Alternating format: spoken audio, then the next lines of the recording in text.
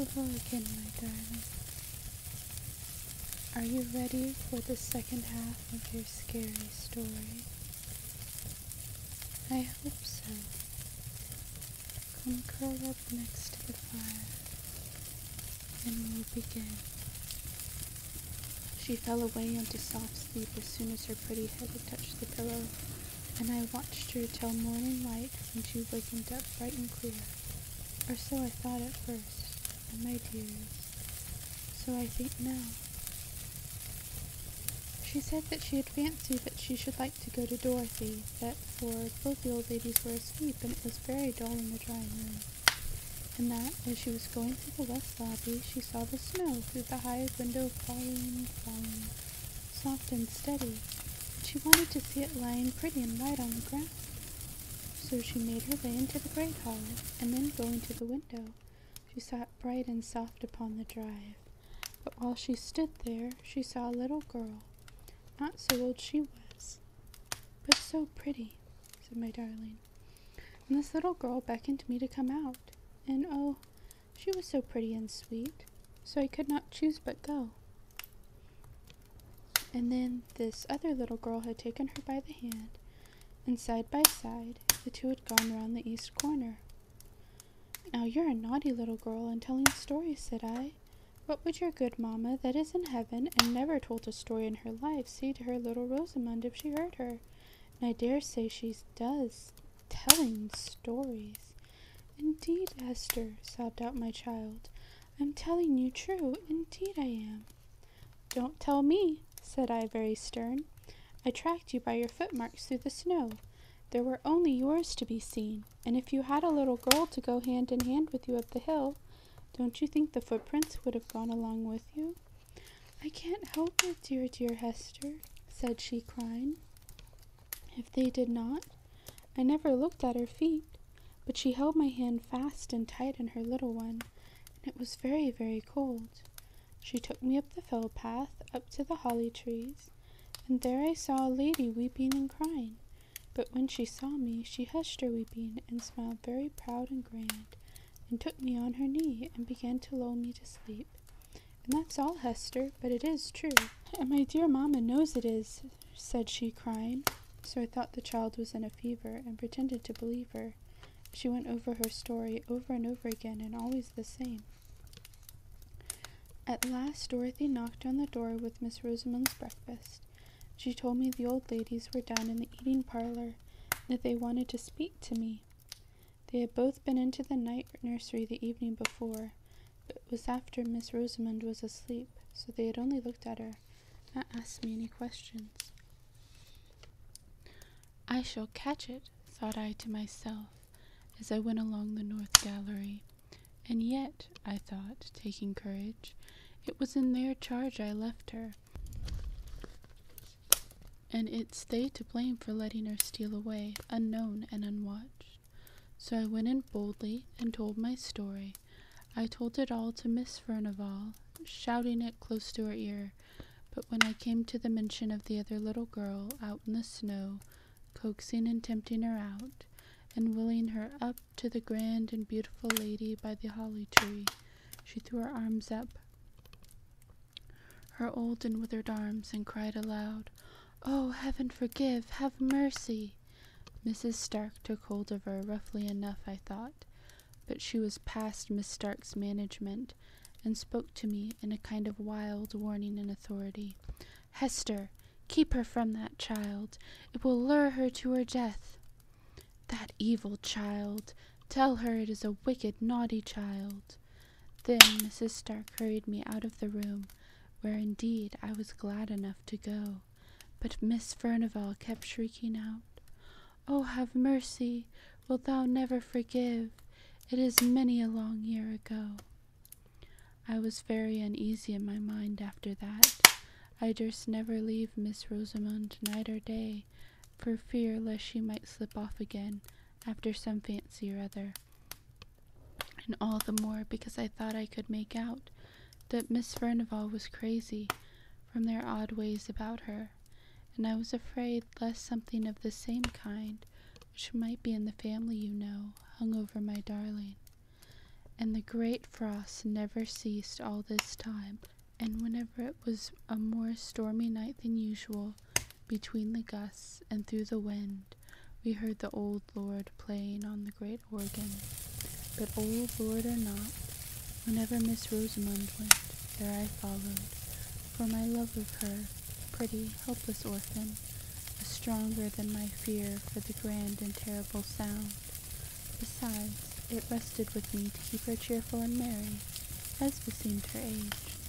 So we played together and wandered together here and there, and everywhere, for I never dared to lose sight of her again in the large and rambling house. And so it happened that one afternoon, not long before Christmas Day, we were playing together on the billiard table in the great hall.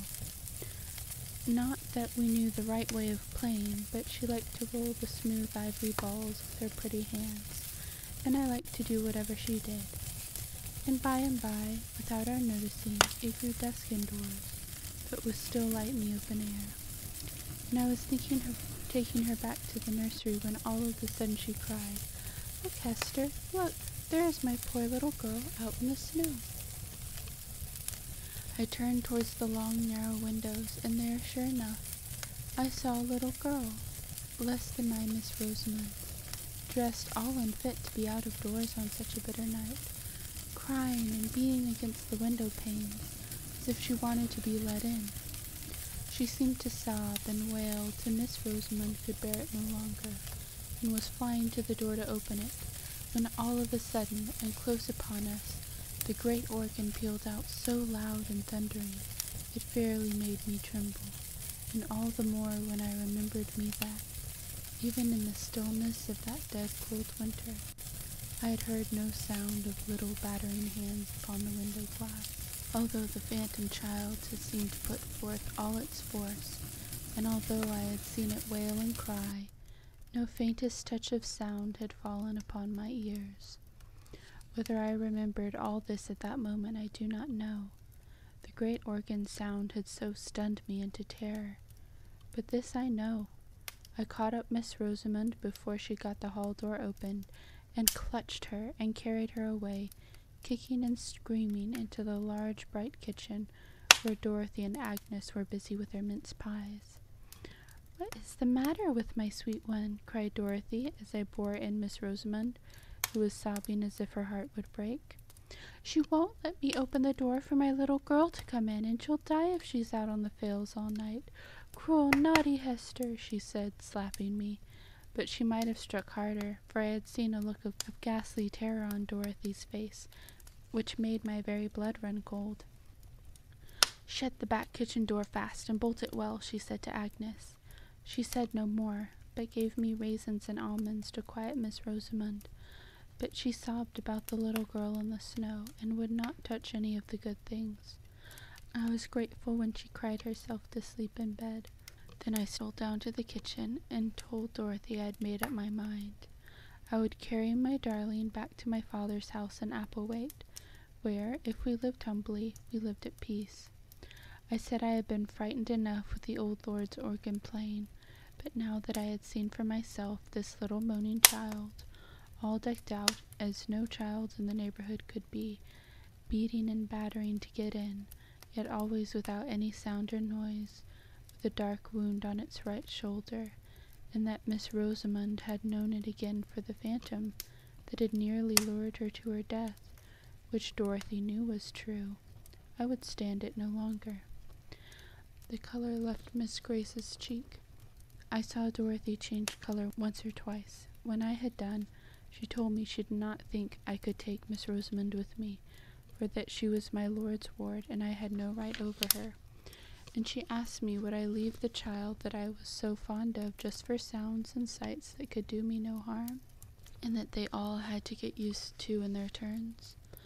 I was all in a hot, trembling passion, and I said it was very well for her to talk, that knew what these sights and noises betokened, and that had perhaps had something to do with the spectre child while it was alive, and I taunted her so, and she told me all she knew at last, and then I wished I had never been told, for it only made me more afraid than ever. She said she had heard the tale from old neighbors that were still alive when she was first married, when folks used to come up to the hall sometimes, before it had grown such a bad name in the countryside. It might not be true, or it might, what she had been told. The old lord was Miss Furnivall's father, Miss Grace, as Dorothy called her, for Miss Maud was the elder, and Miss Furnivall by rights.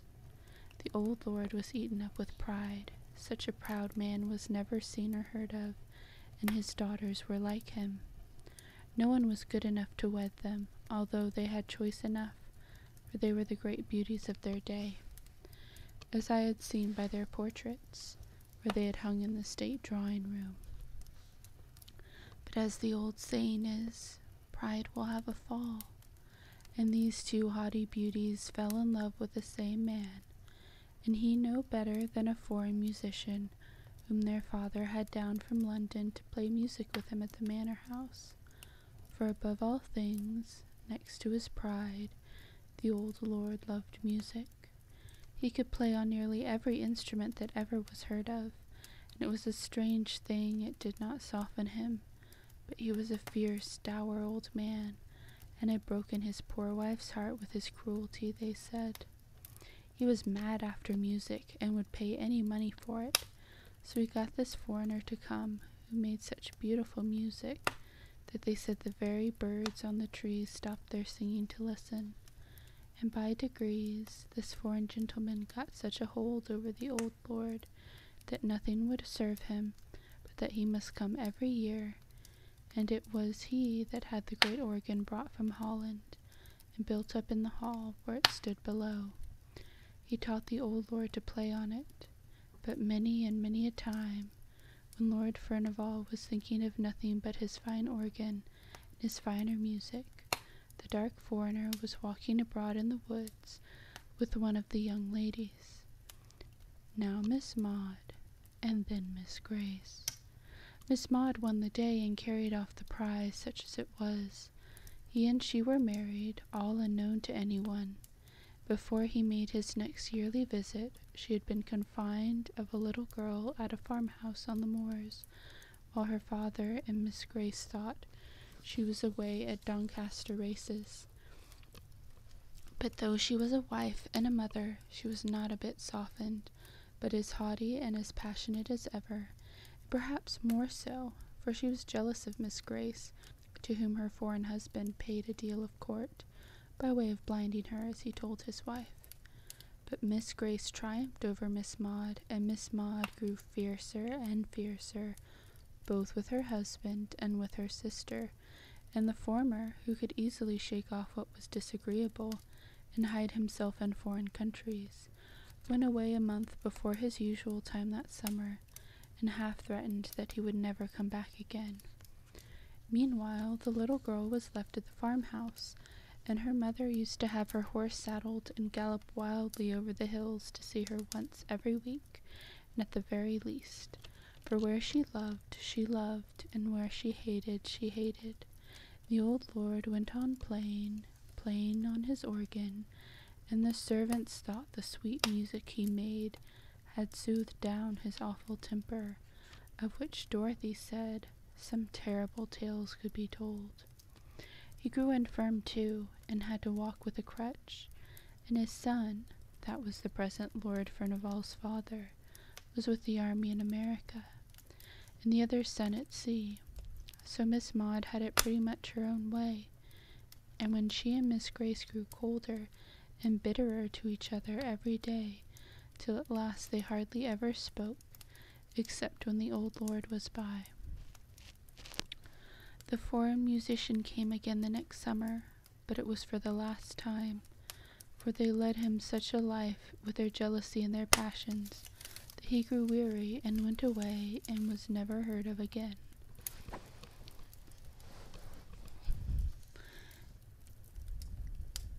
And Miss Maud, who had always meant to have her marriage acknowledged when her father should be dead, was left now a deserted wife, whom nobody knew to have been married, with a child that she dared not own, although she loved it to distraction, living with a father whom she feared and a sister whom she hated. When the next summer passed over, the dark foreigner never came. Both Miss Maud and Miss Grace grew gloomy and sad. They had a haggard look about them, though they looked handsome as ever. But by and by, Maud brightened, for her father grew more and more infirm, and more than ever carried away by his music, and she and Miss Grace lived almost entirely apart, having separate rooms which were now shut up. So she thought she might have her little girl with her, and no one need ever know except those who dared not speak about it, who were bound to believe that it was, as she said, a cottager's child she had taken a fancy to. All this, Dorothy said, was pretty well known, but what came afterwards no one knew, except Miss Grace and Mrs. Stark, who was even then her maid, and much more of a friend to her than even her sister had been. But the servants supposed, from words that were dropped, that Miss Maud had triumphed over Miss Grace, who told her that all the time the dark foreigner had been mocking her with pretended love, he was her own husband. The color left Mrs. Grace's cheeks and lips that very day forever. She was heard to say many a time that sooner or later she would have her revenge, and Mrs. Stark was forever spying about the east rooms. One fearful night, just after the new year had come in, when the snow was lying thick and deep, and the flakes were still falling, fast enough to blind anyone who might be out and abroad, there was a great and violent noise heard, and the old lord's voice above it all, cursing and swearing awfully, and the cries of a little child, and the proud defiance of a fierce woman, and the sound of a blow, and a dead stillness, and moans and wailings dying away on the hillside. Then the old lord summoned all his servants, and told them with terrible oaths and words more terrible, that his daughter had disgraced herself, that he had turned her out of doors, her and her child, and that if ever they gave her help, or food, or shelter, he prayed that they might never enter heaven. And all the while Miss Grace stood by him, white and still as any stone. When he had ended, she heaved a great sigh, as much as to say her work was done and her end was accomplished. But the old lord never touched his organ again, and died within the year, and no wonder. For on the morrow of that wild and fearful night, the shepherds coming down the fell side found Miss Maud sitting, all crazy and smiling, under the holly trees, nursing a dead child, with a terrible mark on its right shoulder. But that's not what killed it, said Dorothy. It was the frost and the cold. Every wild creature was in its hole, and every beast in its folds, while the child and its mother were turned out to wander on the fells. And now you know all, and I wonder if you are less frightened now. I was more frightened than ever, but I said I was not. I wished Miss Rosamond and myself well out of that dreadful house forever, but I would not leave her, and I dared not take her away. But oh, how I watched her and guarded her. We bolted the doors and shut the window shutters fast, an hour or more before dark, rather than leave them open until 5 minutes too late. But my little lady still heard the weird child crying and mourning, and not all we could do or say could keep her from wanting to go to her and let her in from the cruel wind and snow. All this time I kept away from Miss Furnivall and Mrs. Stark as much as I ever could, for I feared them. I knew no good could be about them, with their grey hard faces and their dreamy eyes, looking back into the ghastly years that were gone. But even in my fear, I had a kind of pity for Miss Furnivall at least. Those gone down to the pit can hardly have a more hopeless look than that which was ever on her face. At last, I even got so sorry for her, who had never said a word but what was quite forced from her, that I prayed for her, and I taught Miss Rosamond to pray for one who had done a deadly sin. But often when she came to those words, she would listen and start up from her knees and say, "I hear my little girl plaining and crying very sad. Oh, let her in or she will die." One night, just after New Year's Day had come at last, and the long winter had taken a turn, as I hoped, I heard the west drawing-room bell ring 3 times, which was the signal for me.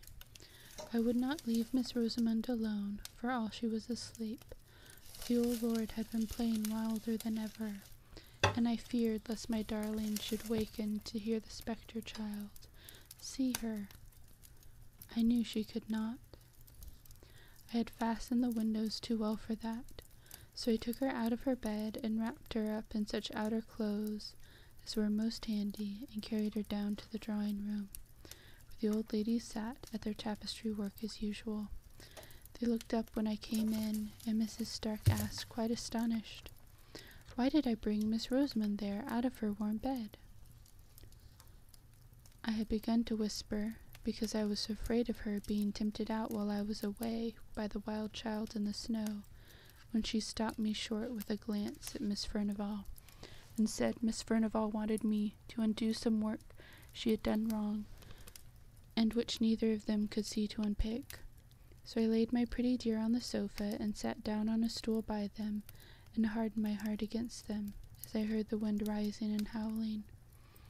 Miss Rosamond slept on sound, for all the wind blew so, and Miss Furnivall never said a word, nor looked around, while the gusts shook the windows. All at once she started up to her full height, and put up one hand as if to bid us to listen. "I hear voices," said she. "I hear terrible screams. I hear my father's voice." Just at that moment my darling wakened with a sudden start. "My little girl is crying. Oh, how she is crying!" Trying to get up and go to her, but she got her feet entangled in the blanket, and I caught her up, for my flesh began to creep at these noises, which they heard, while we could catch no sound. In a minute or two the noises came and gathered fast and filled our ears. We too heard voices and screams, and no longer heard the winter's wind that raged abroad. Mrs. Stark looked at me, and I at her, but we dared not speak. Suddenly Miss Furnivall went towards the door, out into the anteroom, through the west lobby, and opened the door into the great hall. Mrs. Stark followed, and I durst not be left, though my heart almost stopped beating for fear. I wrapped my darling tight in my arms, and went out with them. In the hall the screams were louder than ever. They seemed to come from the east wing, nearer and nearer, close on the other side of the locked-up doors. Close behind them, then I noticed the great bronze chandelier seemed all alight, though the hall was dim, and that a fire was blazing in the vast hearth-place, though it gave no heat, and I shuddered up with terror, and folded my darling close to me. But as I did so, the east door shook, and she, suddenly struggling to get free to me, cried, "Hester, I must go. My little girl is there. I hear her. She is coming. Hester, I must go." I held her tight with all my strength. With a set will I held her. If I had died, my hands would have grasped her still. I was so resolved in my mind. Miss Furnivall stood listening, and paid no regard to my darling, who got down to the ground, and whom I, upon my knees now, was holding with both my arms clasped round her neck, she still striving and crying to get free. All at once the east doors gave way with a thundering crash, as if torn open in a violent passion, and there came into the broad and mysterious light the figure of a tall old man, with gray hair and gleaming eyes. He drove before him, with many a relentless gesture of abhorrence, a stern and beautiful woman, with a little child clinging to her dress. "Oh, Hester, Hester," cried Miss Rosamond, "it's the lady! It's the lady below the holly trees, and my little girl is with her. Hester, Hester, let me go to her. They're drawing me to them. I feel them. I feel them. I must go. Again she was almost convulsed by her efforts to get away, but I held her tighter and tighter till I feared I should do her a hurt. But rather than let her go towards those terrible phantoms, they passed along towards the great hall door, where the winds howled and ravened for their prey. But before they reached that, the lady turned, and I could see that she defied the old man with a fierce and proud defiance. But then she quailed. Then she threw up her arms wildly and piteously to save her child, her little child, from a blow from his uplifted crutch. And Miss Rosamond was torn as by a power stronger than mine, and writhed in my arms and sobbed, for by this time the poor darling was growing faint. They want me to go with them on to the fells. They're drawing me to them. Oh, my little girl, I would come, but cruel, wicked Hester holds me very tight. But when she saw the uplifted crutch, she swooned away, and I thanked God for it. Just at this moment, when the tall old man, his hair streaming as if in the blast of a furnace, was going to strike the little shrinking child, Miss Furnivall, the old woman by my side, cried out, "Oh, father, father, spare the little innocent child!" But just then we all saw, another phantom shape itself, grow clear out of the blue and misty light that filled the hall. We had not seen her till now, for it was another lady who stood by the old man with a look of relentless hate and triumphant scorn. The figure was very beautiful to look upon, with a soft white hat drawn down over the proud brows, and a red and curling lip. It was dressed in an open robe of blue satin. I had seen that figure before. It was the likeness of Miss Furnivall in her youth, and the terrible phantoms moved on, regardless of old Miss Furnivall's wild entreaty, and the uplifted crutch fell on the right shoulder of the little child, and the younger sister looked on, stony and deadly serene. But at that moment, the dim lights and the fire that gave no heat went out of themselves, and Miss Furnivall lay at our feet, stricken down by the palsy, death-stricken. Yes, she was carried to her bed that night, never to rise again. She lay with her face to the wall, muttering low, but muttering always, "Alas, alas, what is done in youth can never be undone in age. What is done in youth can never be undone in age."